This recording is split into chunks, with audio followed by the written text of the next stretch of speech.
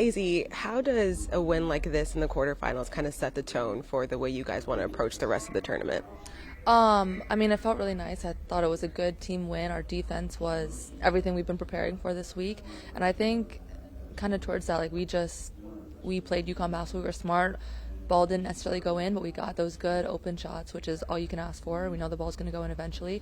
But just getting that chemistry right on defense, I felt the rotations were good. I've just felt everything was flowing the way it should be. So I think being able to build off that and, having Ice, she's been playing incredible, but being able to build that chemistry with everyone again it feels great. Yeah, following up on the defense a bit. So in each game that you guys have played St. John's, you've scored over 70 points. You've kind of kept them in the 40s. What does that say about the consistency that you've been able to build on defense throughout the season, and now for you to see the fruition of it in the postseason?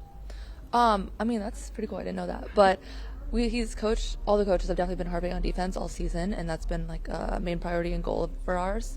So hearing that and then just seeing it continue to build, and now that we're in March, like there's no time for errors, no time for slip-ups, no time to miss that screen, get hit, like have a bad rotation. So I think just cleaning all those little things up that we've been iffy about before, I think that's the key. Yeah. This was Sara's first taste of the postseason. She had 14 rebounds, which tied a career high for her. This is a familiar opponent, obviously, in St. John's, but what did it mean for you to see Sara step up in the way that she did, especially since you didn't have Aubrey out there? I mean, we know that we can count on Sara no matter what, whether it's offense, defense, rebounding, literally anything. She is one of those players that's just so much fun to play with. But I mean, still, every game, we're super, super proud of her to be able to do that. Like you said, it's her first Big East tournament. So as a freshman, this is a lot to take in, but nothing she can't handle. Last one for you. I know that you talked about this in the press conference, but what did it mean for all of you to see Caroline score her first points? Obviously, it's been a long time coming. We saw the crowd erupt when she did finally score. What did it mean for you all to see that?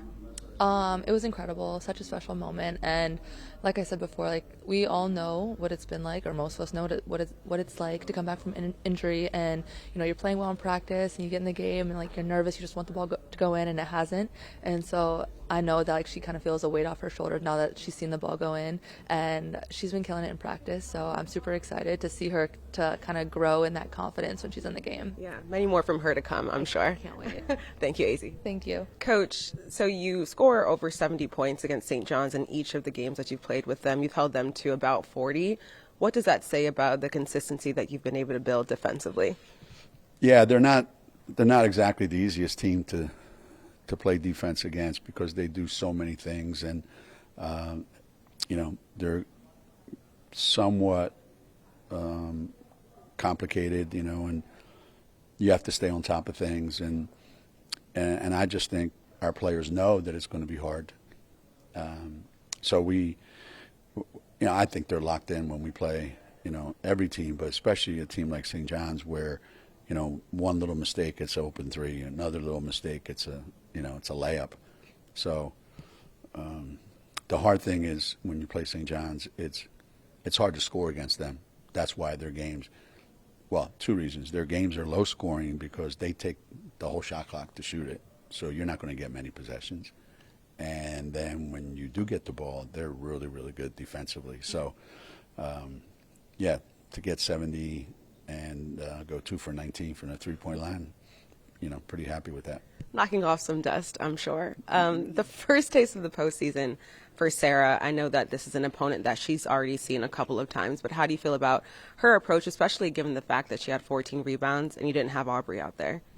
Yeah, you can count on Sara for something, whether it's going to be defensive rebounding, whether it's going to be assists, or whether it's going to be points scored, or she just has a knack for where the ball is and how to impact every possession. We probably didn't get her the ball enough, which we need to fix. But for the first time out there, she didn't look like a freshman. Let's put it that way. Should we expect to see Aubrey tomorrow or Monday? Do you have an update on her? Probably not. We're taking precaution. She's fine. I mean, she's just sore, and I'd rather have her 100% for the NCAA tournament. That's the goal. Yeah. Last one for you. Paige scored 20. It seems like she's doing a little bit better of a job coming off of screens. I know that's something that you've been wanting her to do more of throughout the season. Do you think that she's turned a corner as far as that's concerned? She's kind of rounding the corner. I don't think she's turned the corner. Yeah, there's still, because people play her differently than they play everybody else, so she has to be precise, you know. The best defender's always on her. But little by little, you know, we're getting her to move without the ball better. Little by little, you know, on those ball screens, you know, she's getting rid of it quicker, you know, shooting it quicker. There's still a couple things that we need to address, you know, tomorrow and the next day, I hope. But, yeah, I think we've made progress. All right. Rounding the corner. We'll take it. Thank you. Rounding. Not turn.